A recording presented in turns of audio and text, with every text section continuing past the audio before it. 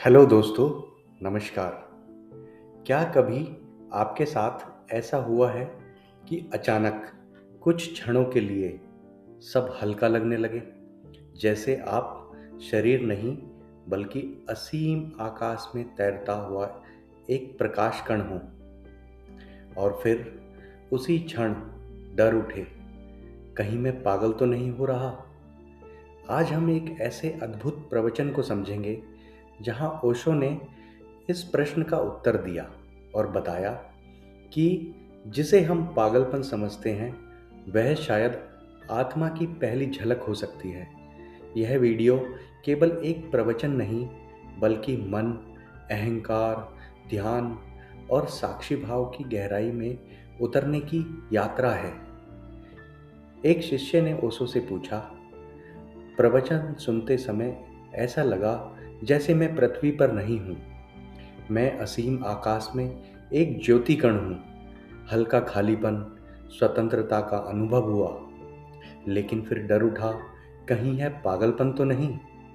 यहीं से ओशो एक अद्भुत यात्रा शुरू करते हैं। वे कहते हैं, मनुष्य केवल शरीर नहीं है। शरीर पृथ्वी से बना है, लेकिन चेतना आकाश जैसी है। शरीर सीमित है, चेतना असीम है।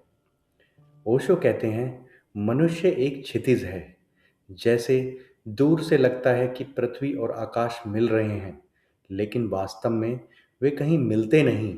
वैसे ही शरीर और आत्मा साथ दिखाई देते हैं, लेकिन दोनों की प्रकृति अलग है। शरीर नश्वर है, आत्मा असीम।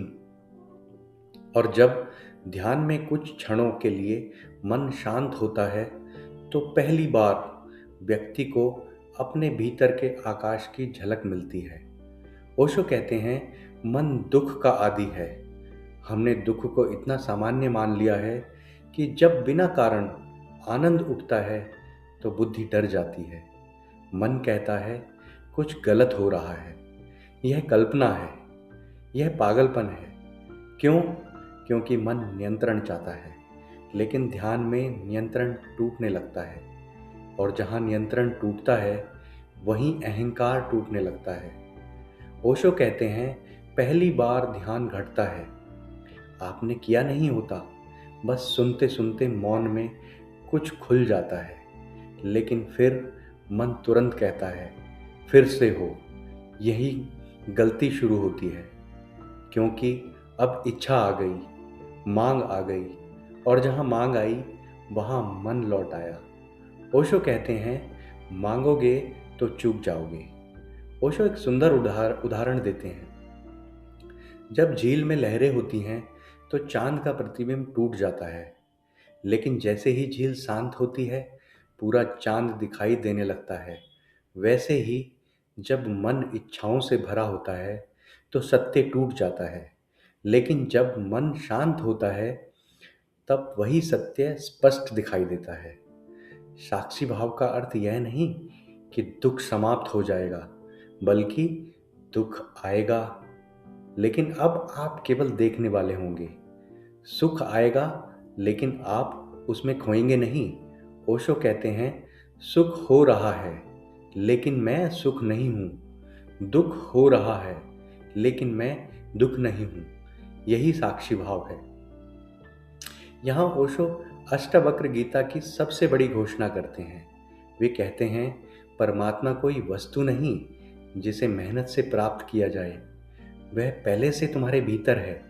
समस्या यह नहीं कि तुमने परमात्मा को पाया नहीं, समस्या केवल यह है कि तुम भूल गए हो। ओशो एक कहानी सुनाते हैं। एक राजा का पुत्र 20 वर्षों तक भिखारी बनकर जीता रहा। फिर एक दिन राजा के मंत्री आए और उसके चरणों में झुक गए। बस उसी क्षण उसे याद आ गया, मैं भिखारी नहीं, सम्राट हूँ। ओशो कहते हैं, ध्यान का अर्थ नया कुछ पाना नहीं, सिर्फ याद आ जाना है। ओशो कहते हैं, जब तक खोज जारी है अहंकार जीवित है, क्योंकि खोजने वाला हमेशा कहता है, मैं अभी अधूरा हूँ। लेकिन जिस दिन व्यक्ति पूरी तरह रुक जाता है, उसी दिन पहली बार विश्राम आता है, और उसी विश्राम में सत्य प्रकट होता है। ओशो एक बहुत गहरी बात कहते हैं। पागल और परमहंस में थोड़ी समानता होती है। दोनों समाज की सामान्य बुद्धि से बाहर होते हैं, लेकिन फर्क यह है, पागल अचेतन होकर गिरता है, परमहंस जागरूक होकर पार जाता है।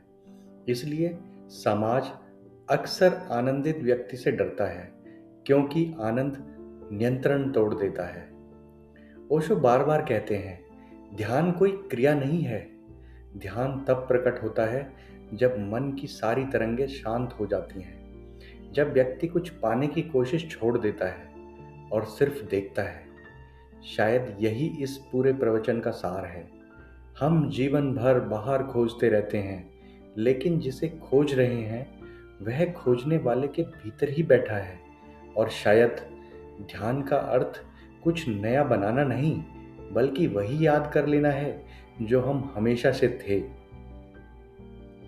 अगर यह वीडियो आपको भीतर तक छू गया हो तो इसे लाइक करें, शेयर करें और चैनल को सब्सक्राइब करें। कमेंट में ज़रूर लिखें, क्या आपने कभी ऐसा अनुभव किया है जब कुछ क्षणों के लिए मन पूरी तरह शांत हो गया हो। हरिओम तत्सत।